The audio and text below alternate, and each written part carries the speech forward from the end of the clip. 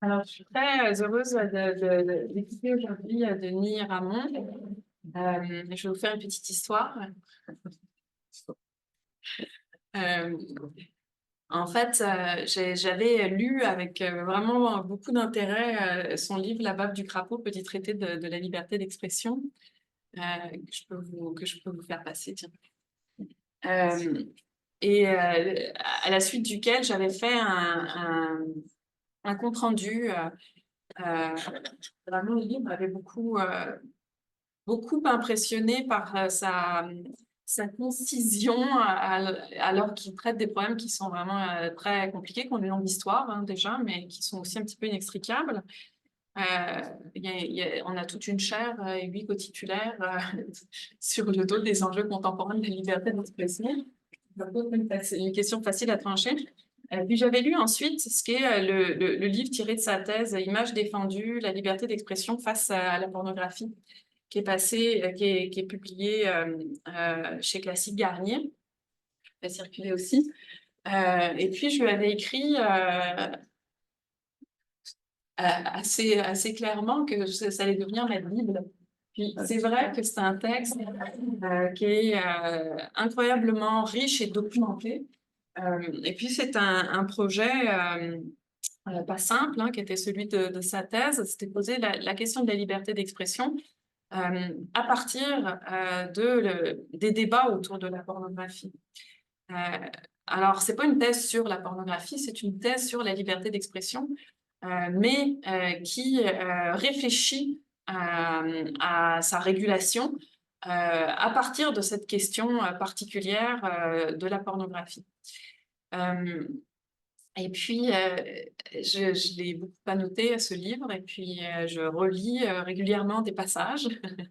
Donc, c'est vrai que j'en fais un usage d'un texte de référence. Et j'étais très contente quand on a réussi à faire en sorte qu'il puisse venir au Québec pour pouvoir faire un stage postdoctoral. Pour moi, c'était vraiment un interlocuteur euh, inespéré. Euh, je lui ai demandé aujourd'hui de revenir sur la question de la pornographie, même s'il travaille depuis sur d'autres questions et a notamment publié un livre avec Cédric Passard sur la satire, un autre sur le stéréotype avec Dominique Lagorgette.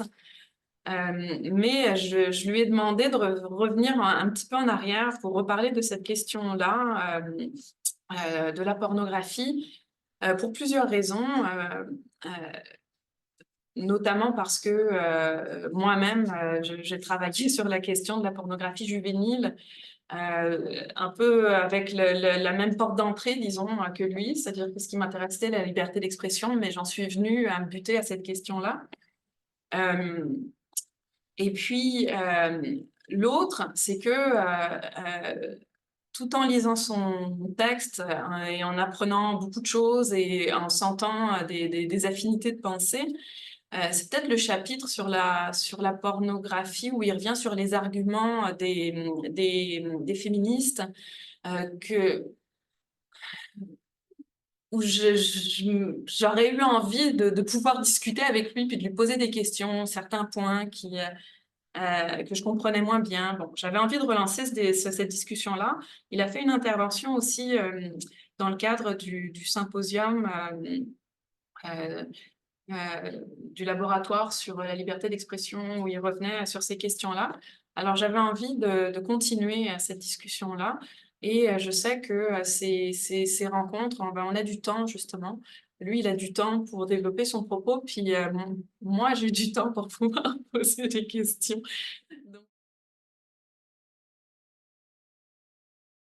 Merci beaucoup, Mathilde, pour ces mots très gentils et flatteurs, puisque évidemment, ça c'est ta perception.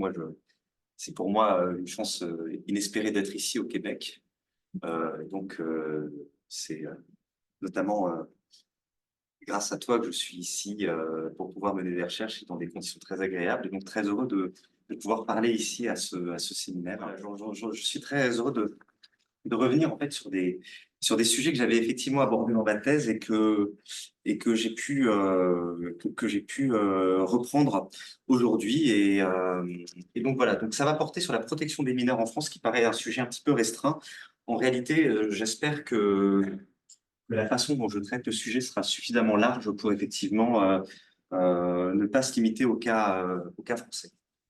Je pense qu'en fait, on peut voir qu'il y a plusieurs façons, on peut dire trois façons, en gros, dans les sciences sociales et dans les sciences humaines, d'aborder la question de la pornographie.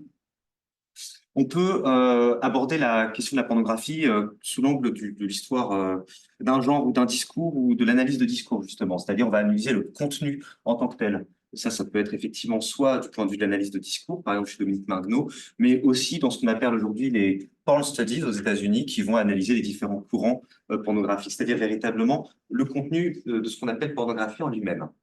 Euh, une autre façon de le voir, qui est aussi présente mais assez minoritaire, c'est d'aborder la pornographie comme une sorte de pratique sociale, c'est-à-dire de voir la pornographie comme une activité parmi d'autres, comme une sorte de métier, comme une production qui implique un monde du travail, de la production et de la réception.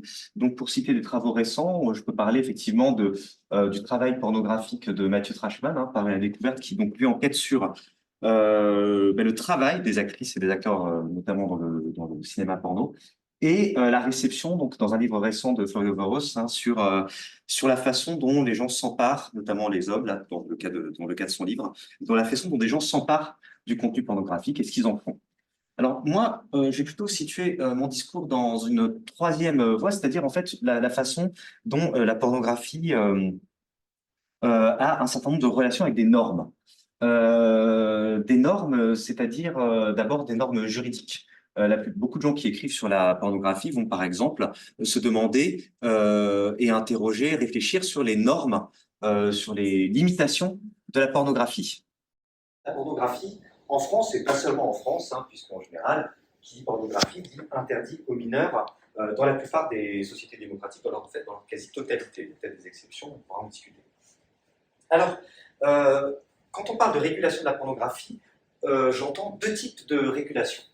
La première, c'est une régulation administrative qui consiste en de la censure préventive, c'est-à-dire avant que les films ne sortent, puisque moi je vais m'interroger aujourd'hui surtout, enfin je travaille surtout sur le cinéma. La régulation administrative, c'est ce qu'on appelle la loi X, en général appelée loi X, qui a été introduite en 75. En 75 en France, qui consacre l'interdiction aux moins de 18 ans pour les films pornographiques, mais qui surtout crée une zone particulière pour les films pornographiques qui sont surtaxés, dont les établissements qui les diffusent sont surtaxés et qui du coup créent un circuit parallèle pour les films pornographiques. À une époque où en fait un tiers à peu près des films qui paraissaient sur les écrans en France étaient en fait des films érotiques ou pornographiques. Voilà, il a fallu mettre fin à ça. Ça, c'est la censure administrative, c'est-à-dire préventive. La seconde, c'est une régulation qui est une régulation pénale, c'est-à-dire qui relève du répressif.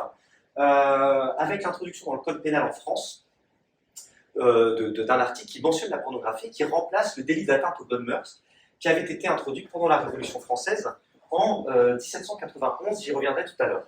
Donc voici l'article du code pénal en question, qui dit « Le fait soit de fabriquer, de transporter, de diffuser par quelque moyen que ce soit, et quel qu'en soit le support, un message à caractère violent, incitant au terrorisme, pornographique, y compris des images pornographiques impliquant un ou plusieurs animaux, ou de nature à porter gravement atteinte à la dignité humaine, ou à inciter des mineurs à se livrer à des jeux les mettant physiquement en danger, la liste c'est progressivement allongée, soit de faire commerce d'un tel message est puni de 3 ans d'emprisonnement et de 75 000 € d'amende lorsque ce message est susceptible d'être vu ou perçu par un mineur. » Voilà donc en quelque sorte le cadre juridique dans lequel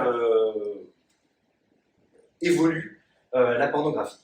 Alors, moi, ce que je vais essayer de faire, c'est de réfléchir de façon un petit peu plus vaste à ce que signifie la catégorie pornographie et à sa réflexion par le droit. Ce que je vais essayer de défendre, c'est que, en fait, si on prend du recul historique, la régulation de la pornographie obéit à des logiques qui sont très diverses et qui ne se limitent pas, loin de là, à la protection de la jeunesse, ce qui donne à la régulation de la pornographie un côté un petit peu compliqué, un petit peu flou. Et à la fin, je vais essayer de réfléchir avec vous sur l'opportunité ou non de conserver une catégorie pornographie. Donc si je demande un monde sans pornographie est possible, c'est que je me demande si on peut envisager un abandon éventuel de la catégorie pornographie. Et j'essaierai de dire que c'est peut-être souhaitable. Voilà, donc, c'est bon, je ne parle pas trop vite. Non. Ok, donc voilà essayer de pas mettre bilan.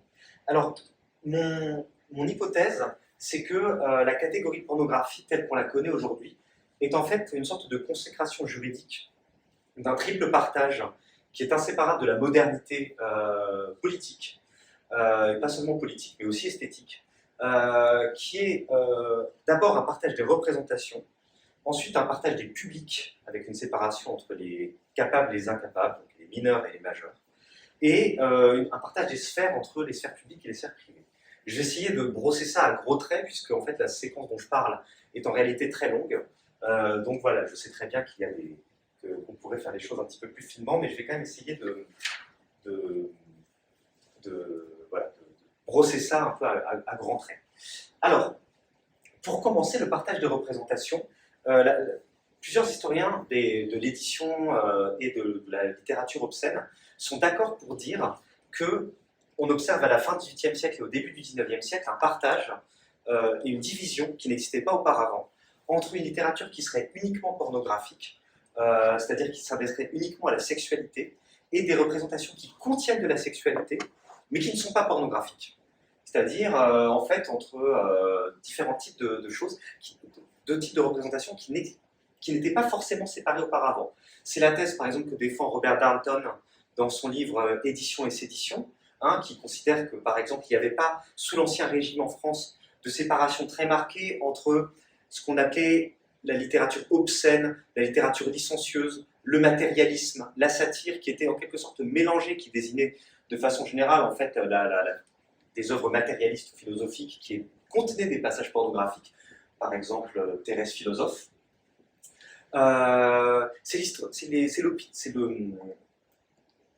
la thèse aussi de l'historienne américaine Lynn Hunt, qui considère que, à la suite de la Révolution française, s'érige une sorte de partage entre une littérature qui ne serait qu'obscène et une littérature qui contiendrait de la sexualité, mais qui serait rachetée par d'autres éléments. Voilà, je cite ce que dit Lynn Hunt dans son ouvrage collectif Obscenity and the Origins of Modernity. Cette rupture marqua le début de la véritable pornographie moderne, avec sa production en masse de textes ou d'images destinés à représenter explicitement les organes ou les activités sexuelles, avec pour seul but de créer l'excitation sexuelle chez le lecteur et le spectateur. Alors, ce qui se passe, au-delà du genre qui est produit, ce qui se passe, c'est que dès la Révolution française, on observe un souci sur la façon dont on définit l'obscénité et sur ce qu'elle recouvre. Et je vais vous en donner un exemple. Au moment même où, à la Révolution française, on a consacré la liberté de communiquer ses pensées, ses opinions, donc dans l'article 11 de la Déclaration des droits de l'homme et du citoyen, a été proposé à l'Assemblée nationale en 1791 un décret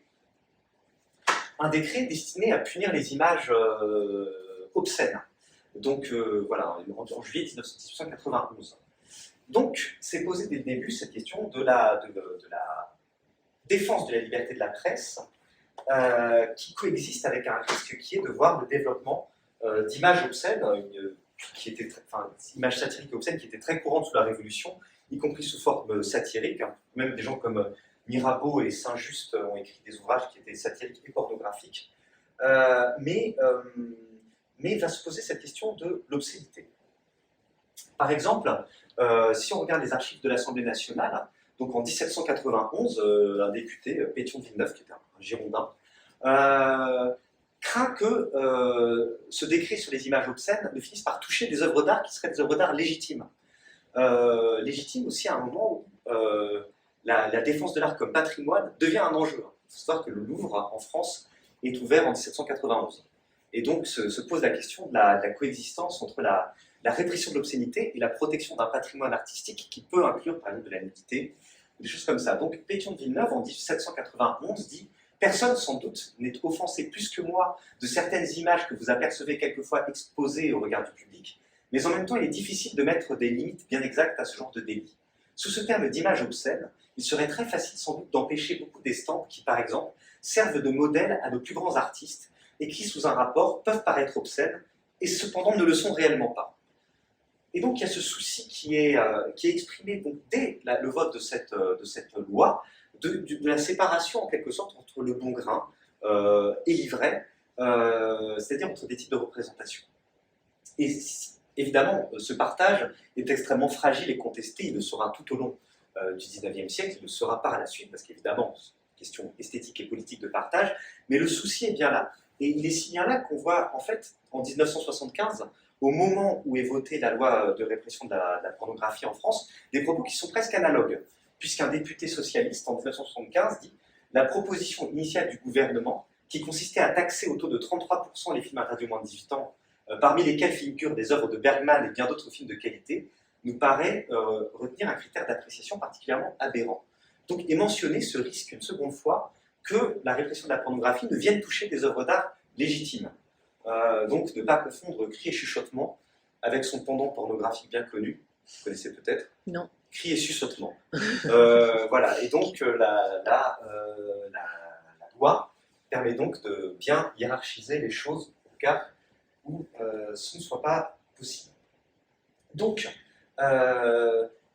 ce partage des représentations tient évidemment à plusieurs facteurs, bon, sans doute aussi à l'autonomie de l'art, donc à la naissance de la catégorie effectivement d'art autonome et devant être protégé, l'apparition du concept même de sexualité, le terme apparaît en 1838 dans le dictionnaire de l'Académie française, la notion existait peut-être auparavant, cette idée que chacun aurait une sexualité auquel des représentations pourraient s'adresser.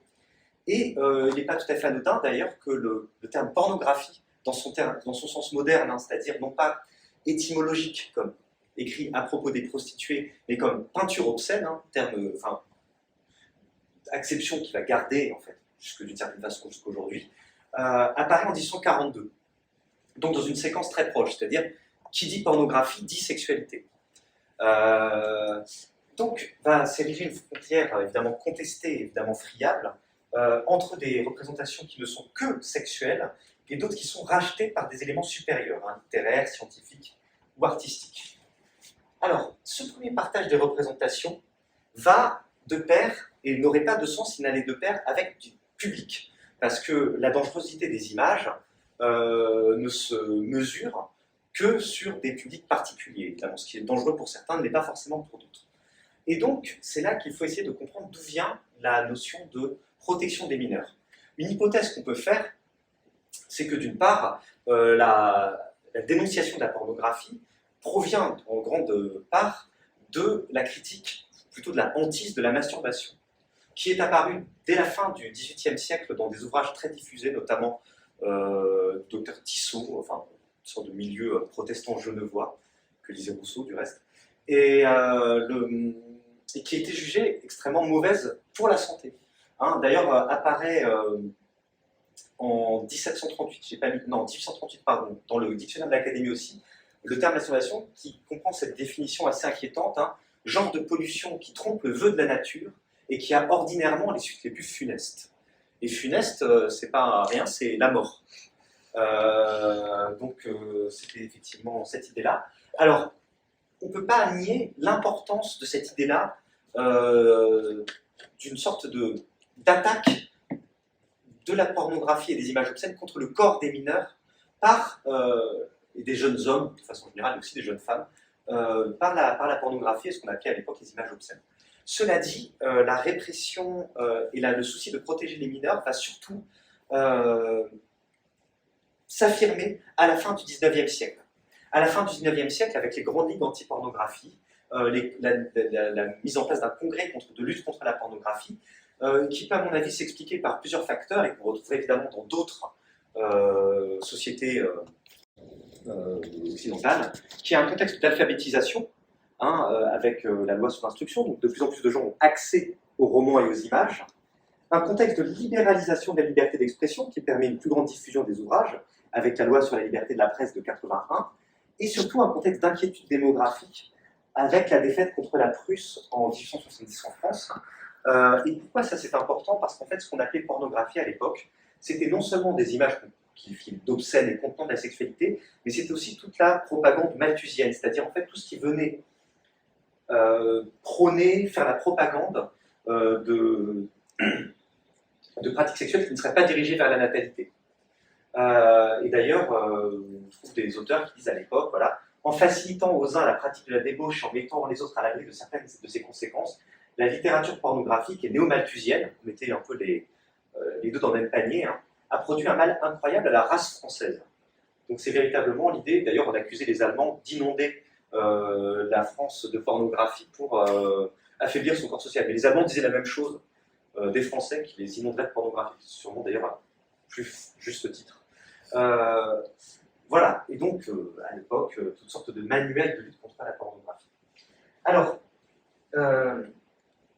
on commence donc, dès la fin du XIXe siècle à caractériser dans les lois sur les bonnes mœurs la protection des mineurs, qui est plus grave que lorsqu'elle porte sur des publics adultes. Hein. Donc sera puni d'un emprisonnement en 98, d'un mois à 2 ans, donc d'une amende de 100 à 5 000 francs, quiconque aura commis le délit d'outrage aux bonnes mœurs, hein, par la vente ou l'offre, même en public, à un mineur, de mêmes écrits, imprimés, affiches, dessins, gravures.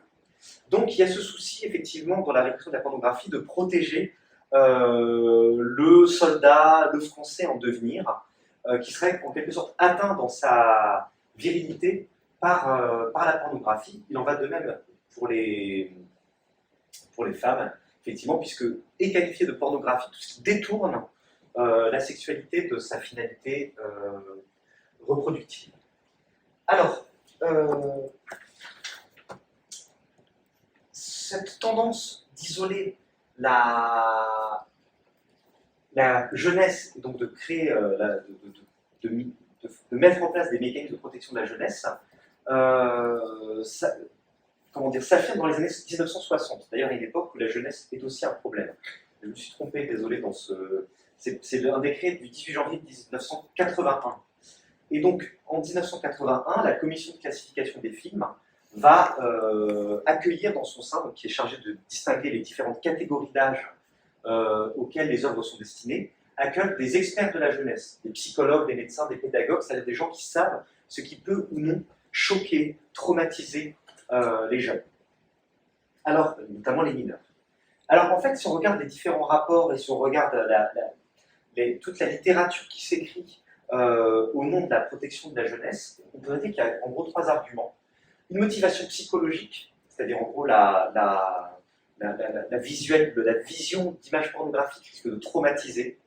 Une motivation sécuritaire, c'est-à-dire qu'en réalité, il risque d'y avoir une imitation, et ça, c'est ce qui permet de lier la question de la pornographie à la question de la violence et de la délinquance, notamment des violences sexuelles. Et c'est un thème qui est devenu, je vais revenir tout de suite, majeur avec la question du sexisme. Et troisièmement, une motivation éthique, c'est-à-dire qu'en fait la pornographie imposerait auprès des plus jeunes l'image d'une sexualité dégradée et sans altérité et sans échange. Voilà, donc une sexualité violente et unilatérale.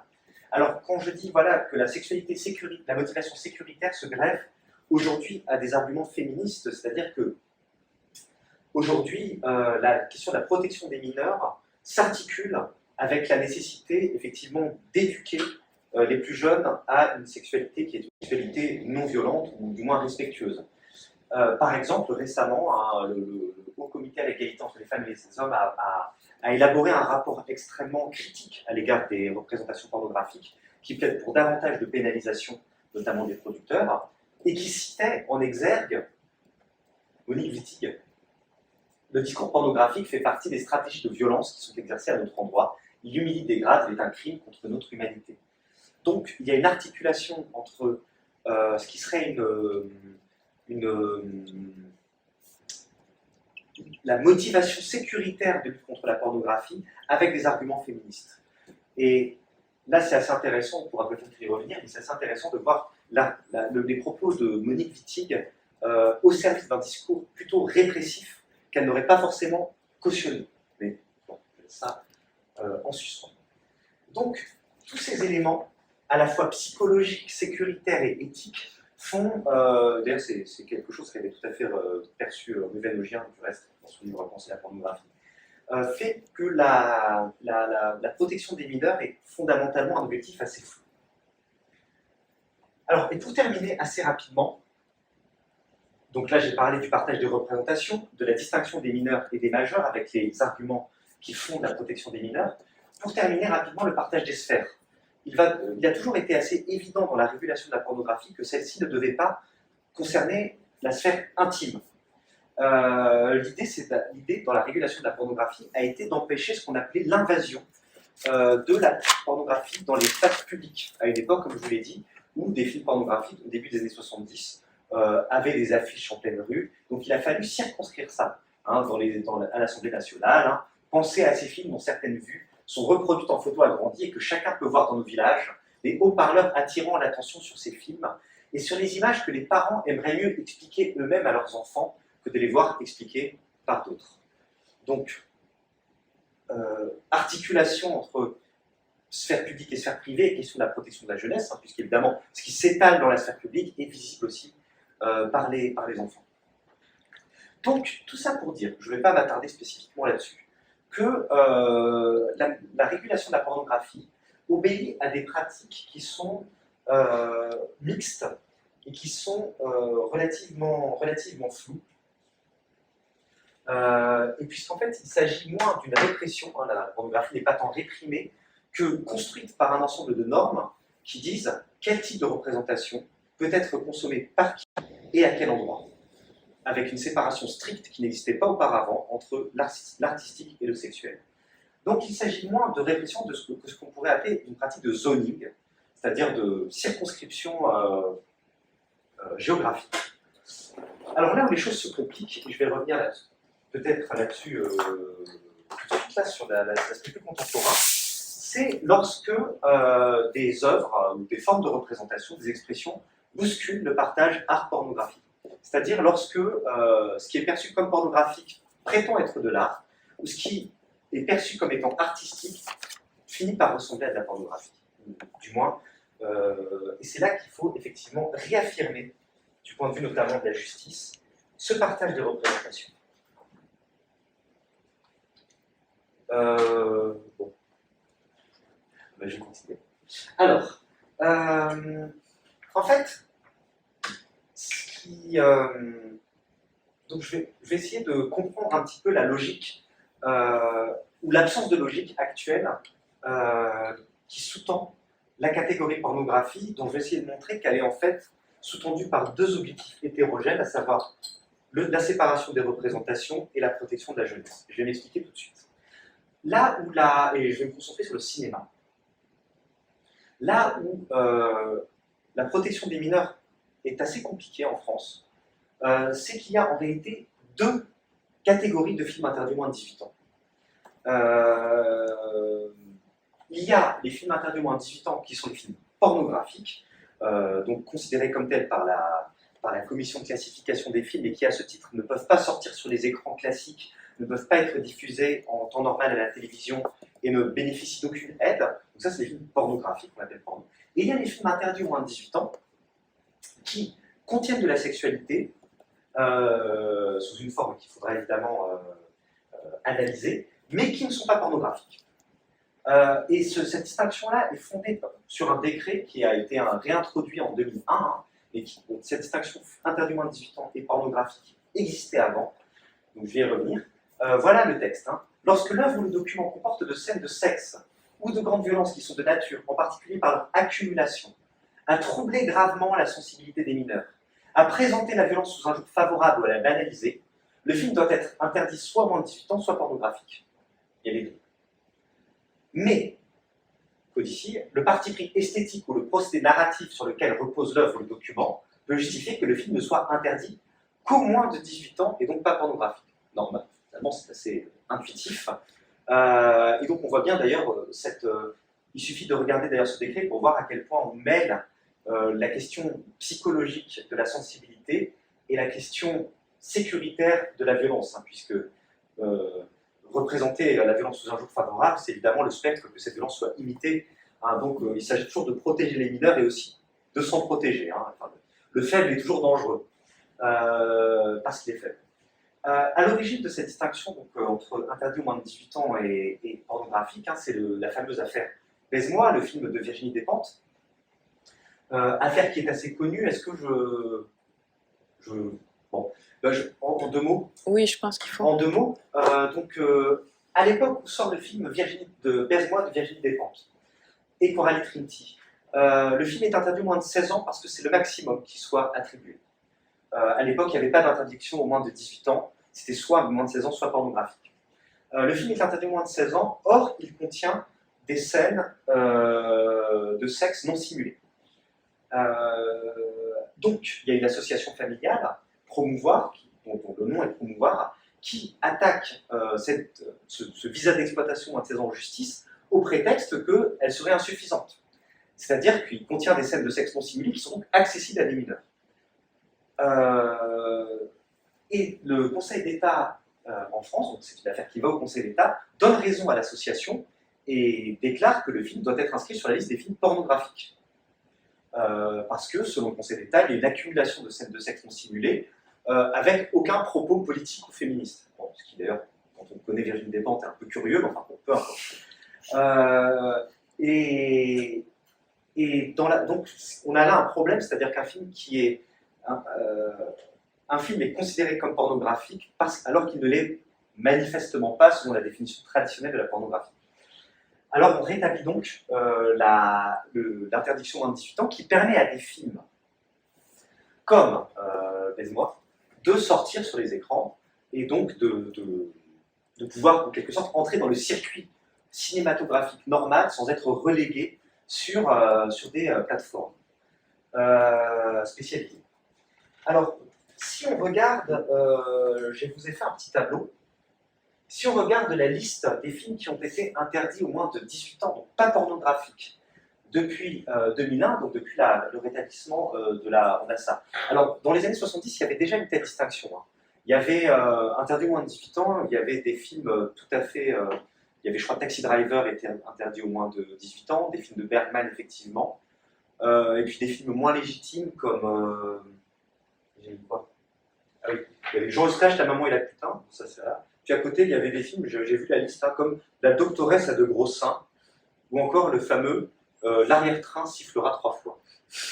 Bref, ça m'a beaucoup plu, donc je voulais le partager avec vous aujourd'hui.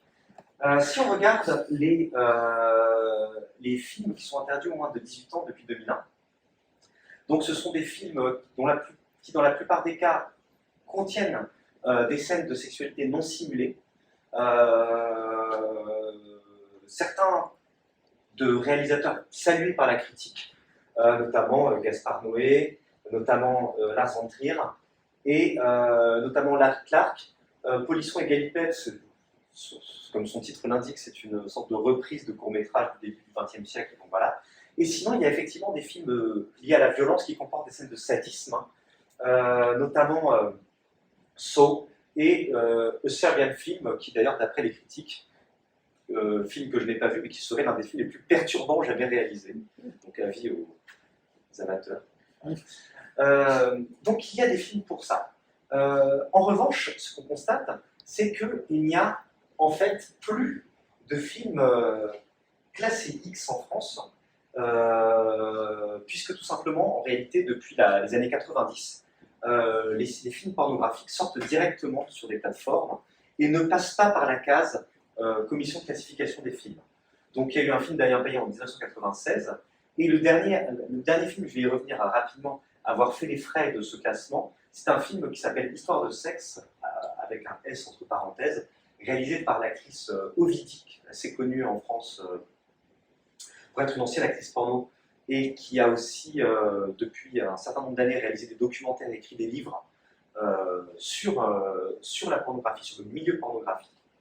Voilà, je vais revenir rapidement sur cette affaire.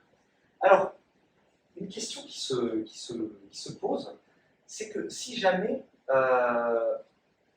au fond, le motif principal de régulation des images, c'est la protection de la jeunesse, est-ce qu'on pourrait se demander si les deux types d'interdiction moins de 18 ans ne sont pas redondantes. C'est-à-dire pourquoi on a besoin d'une interdiction moins de 18 ans non pornographique et une interdiction moins de 18 ans pour les films pornographiques. Parce qu'au fond, toutes ces deux catégories, comme leur nom l'indique, vocation à protéger les mineurs. Et on pourrait dire que d'une certaine façon, si on était véritablement dans un cadre de protection des mineurs, eh bien, la survie d'une catégorie de pornographie se justifierait si on pouvait prouver que les représentations sexuelles non artistiques sont plus nocives pour les jeunes que les représentations sexuelles artistiques. C'est-à-dire qu'il y aurait un lien entre, je ne sais pas si je me fais bien comprendre, on va essayer de... En gros, qu'il y aurait un lien entre le caractère pornographique d'une image ou d'un film et sa nocivité pour les mineurs. Est-ce qu'on peut faire un lien véritablement entre les deux? Est-ce qu'un film pornographique est nécessairement plus nocif pour un jeune qu'un film qui contient des sexualités mais qui n'est pas jugé pornographique? Et là, le problème, c'est qu'en fait, il y a toutes sortes d'efforts pour articuler les procédés formels d'une œuvre et sa nocivité qui, en général, mènent à des impasses. Et qui, derrière, à mon avis, ne peuvent mener qu'à des impasses. C'est ce qui s'est passé pour le film La vie d'Adèle. Alors, je ne sais pas si certaines d'entre vous l'ont vu. Film de Adèle Hatif-Kechiche qui a eu la Palme d'Or au Festival de Cannes il y a une dizaine d'années, je dirais. Voilà. Un film très salué par la critique, voilà. Même s'il y a eu toutes sortes de polémiques par la suite. Mais bon. On est là clairement dans un type de production artistique qui est comment dire, valorisé. Donc, le film était interdit au moins de 12 ans au départ, et une association a attaqué ce visa en disant qu'il y avait des scènes de sexe non simulées entre les deux personnages principaux d'ailleurs, d'ailleurs. Et donc il réclamait une hausse de ce visa. Et là, les juges ont fait toutes sortes d'efforts pour essayer de savoir ce qui, dans ces scènes de sexualité, pouvait ou pas choquer la sensibilité des mineurs. Quels étaient les éléments formels qui pouvaient ou pas choquer. Et là, en fait, on se rend compte qu'il y a une hésitation. Par exemple, le premier jugement, c'est la Cour administrative d'appel de Paris qui dit, considérant qu'alors, bon, effectivement, il y a des scènes de sexe assez crues entre ces deux personnages. Joué par Léa Seydoux et Adèle Exarchopoulos. Voilà ce que dit la Cour administrative d'appel de Paris. Considérant que le film comporte, durant la première heure et demie, plusieurs scènes de sexe présentées de façon réaliste en gros plan, dont l'une en particulier d'une durée de près de 7 minutes, dévoile l'intimité des actrices, que le choix retenu par le réalisateur du film de présenter ces scènes en plan séquence, sans artifice, ni accompagnement musical dans le but de leur conférer une plus forte intensité émotionnelle, exclut toute possibilité pour les spectateurs, et notamment les plus jeunes, de distanciation par rapport à ce qui est donné à voir, que ces scènes de sexe réalistes étaient ainsi de nature à heurter la sensibilité du jeune public. Là, on a un cadre assez classique dans lequel on ne parle pas d'art ou de non-art, la qualité artistique du film n'est absolument pas mise en cause. Là, ce qui est mis en cause, c'est très classiquement le réalisme. C'est-à-dire, qui dit réalisme dit impossibilité de se distancier, et donc, comment dire, pas de filtre possible entre le spectateur et ce qu'il voit. Et donc, là, on voit bien qu'en réalité, le procédé formel choisi par Kechiche va être jugé, mais même en raison d'une certaine façon de sa maîtrise artistique, comme étant particulièrement nocif. Parce que ça suppose aussi tout ce savoir-faire, le plan séquence, voilà.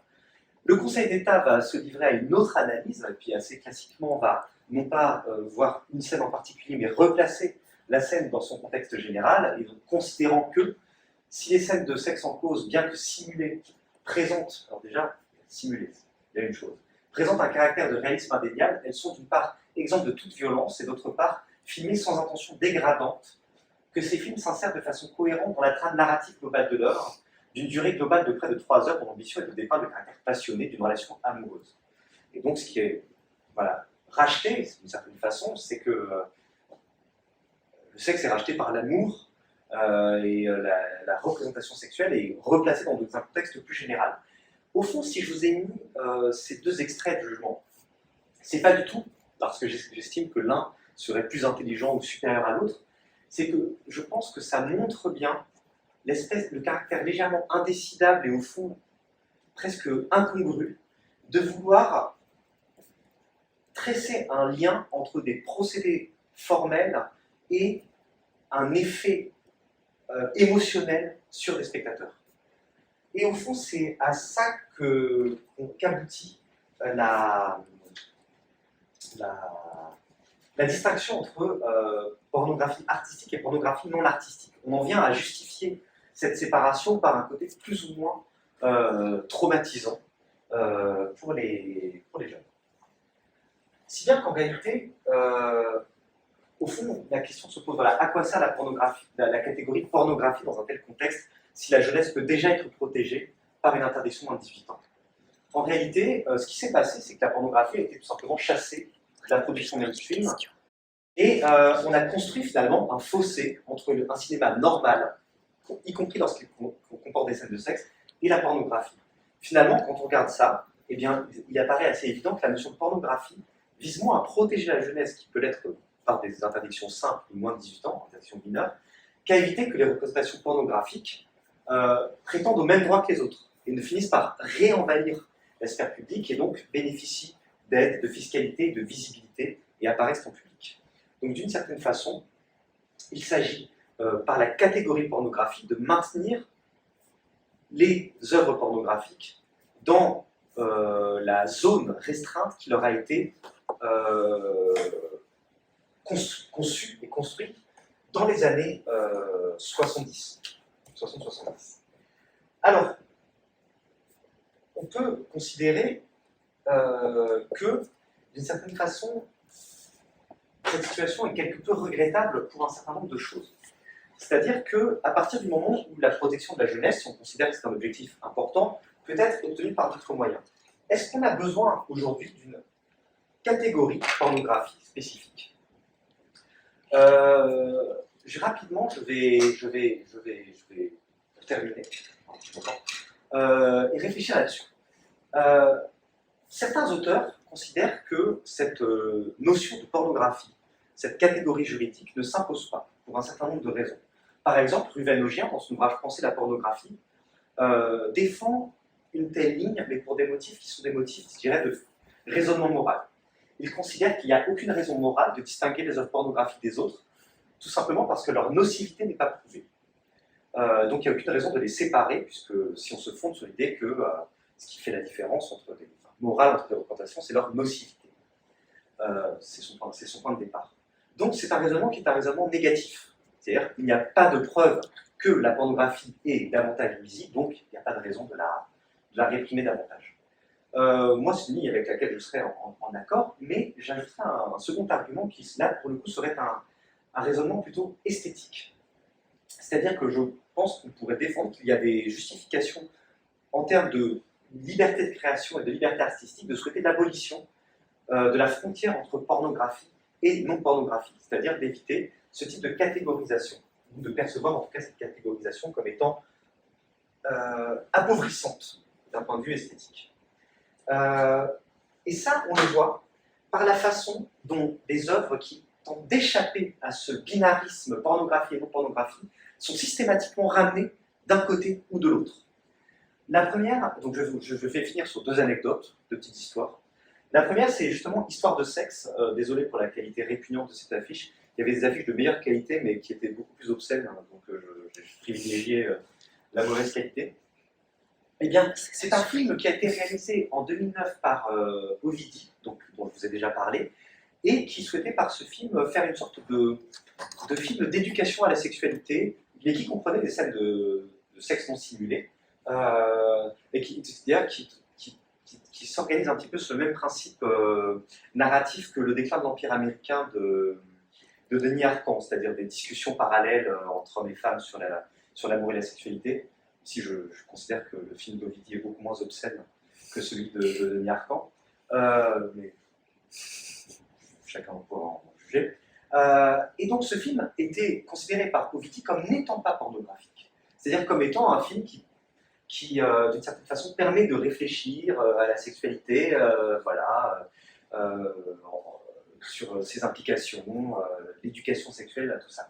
Or, le film a été jugé en 2009 pornographique par la commission de classification des films, qui a dit ce film dont l'intrigue n'est qu'un prétexte pour exposer de très nombreuses scènes à caractère manifestement pornographique relève d'une inscription sur la liste prévue, donc de l'inscription comme film pornographique. Chose qui a été donc, qui a attristé Ovidi, puisque ça a de fait chassé son film des écrans normaux ou de toute légitimité artistique et l'a relégué sur les plateformes. C'est-à-dire qu'aujourd'hui, vous pouvez voir ce film sur Pornhub. Ce que j'ai fait. Un film qui ne reçoit pas beaucoup de bonnes notes sur Pornhub, signe que d'ailleurs, s'il est jugé pornographique par la commission de classification des films, il est peut-être pas assez pornographique pour les gens qui fréquentent ce type de plateforme. Pas moi, bien entendu. Et donc, voilà, donc il y a une assignation,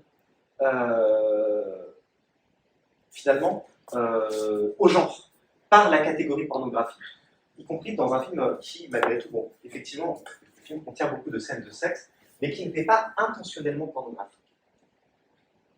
Ma seconde anecdote est plus personnelle, et je terminerai là-dessus.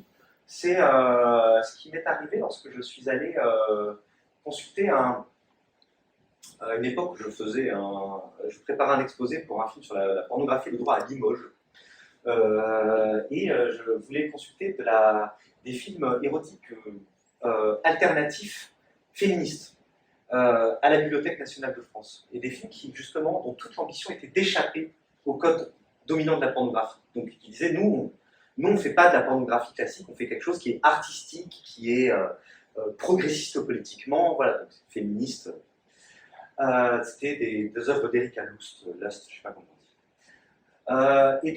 Moi, j'ai commandé ce DVD à la Bibliothèque nationale de France, à la section recherche, et en fait, on m'a emmené, donc un bibliothécaire m'a emmené dans les couloirs de la Bibliothèque nationale de France, à l'étage, jusqu'à une sorte de série de petites cabines dans lesquelles on peut visionner les films pornographiques à la BNF. Et je m'en suis étonné, j'ai dit, mais qu'est-ce qui se passe pour ce hangar-là? On m'a dit, ben non, mais ce genre de film, c'est ici. Et donc, en fait, on m'a emmené dans une sorte de cabine qui ressemblait exactement à ça. Je n'ai pas trouvé. Alors, ma grande erreur a été de ne pas faire de photos à ce moment-là, de cet endroit, qui finalement est encore l'enfer de la BNF, un lieu exclusivement fréquenté par des majeurs, hein, du reste. Il n'y a pas de risque, voilà. Et donc, on vous met devant un petit écran, et on vous passe le film, comme ça, et vous êtes entre quatre murs, un peu comme dans une cellule, en train de regarder ça. Et j'avais cette sensation très étrange qu'au moment même où je regardais un film qui prétendait rompre complètement avec les codes de la pornographie, j'étais mis dans un dispositif architectural qui était pornographique, c'est-à-dire qu'en fait, qui orientait le regard vers en fait une vision pornographique, mais ça dans un lieu public, donc une sensation extrêmement bizarre, qu'en réalité tous les efforts de cette réalisatrice pour produire un type de représentation qui entre en contradiction avec la pornographie classique étaient en quelque sorte ruinés par le mode de visualisation qu'on avait mis en place pour ce type de film. Et il me semblait du coup qu'il était intéressant de réfléchir aux catégories et à l'organisation du regard qui découle de